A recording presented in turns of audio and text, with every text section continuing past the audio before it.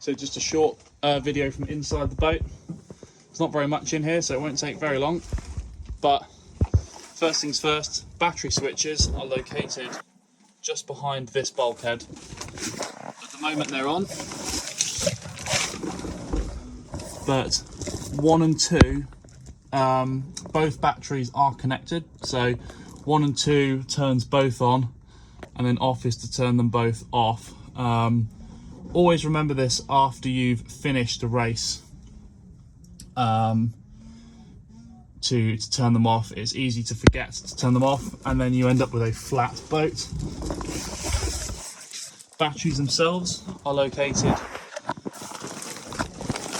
just back here, if ever you need to get to them, or if they do run flat for any reason, you need to jump them. Here's a small engine access panel. This whole box can be removed if you need to get to the engine, but I highly doubt you will.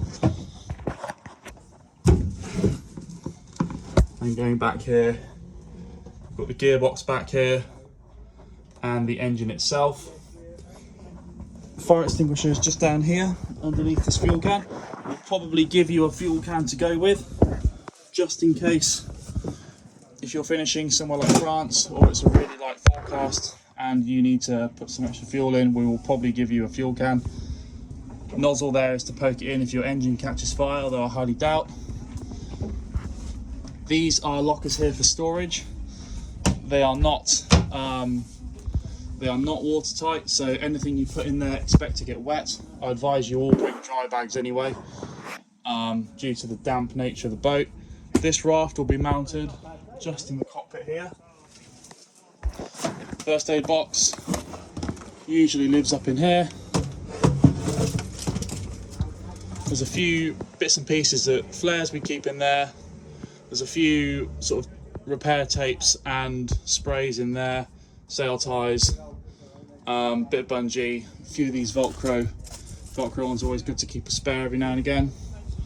Stove itself, now the stove will light, but it does not gimbal, so you're probably not going to be having anything warm mid-race, so bear that in mind. Fire blanket up there. Coming around here to this panel here, bilge pump is at the top. That is in automatic mode. I would, if it was me on the bilge pump, I would leave it to off to conserve battery power, but consider if it's really wet, then you can always leave it on auto. For reasons that I don't quite know, cabin lights have to be on for the autopilot to work at the back. We'll do a separate video for autopilot when it is installed. Mast compression post here, good for tying things too. Coming down here, a small locker here. That is the regulation 10 litres of drinking water, although I possibly wouldn't use it personally, but that's just me. Dehumidifier will obviously be out of the way.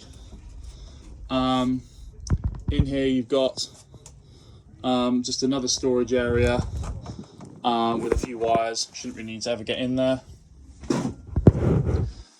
Sails wise, this is where we tend to stow them. I would possibly stow them further back. There will be leak cloths in here at some point, but I would stow the sails aft, keep them up out of the way. In the light airs, bring them forward. But you know, spare jibs.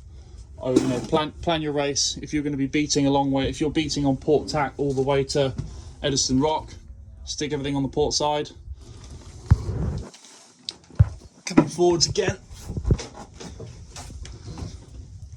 These are some of the spinnakers. This is not necessarily the spinnakers that you will have on board. We'll probably discuss with you on which sails to take. You know, due to some are older, some are newer. If it's a really windy forecast, then we're obviously going to send you out with a slightly older sails, smaller sails, heavier sails.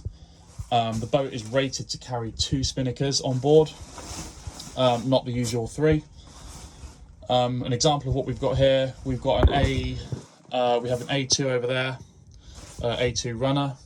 We have an A2.5 here, which is It's badged 2.5, but it can be a bit like a 1.5. It's minimum weight, but it's full sized. It's just reaching cut. And then this sail is a small A5 with a zip luff, with a zip up luff arrangement. Tack line is there.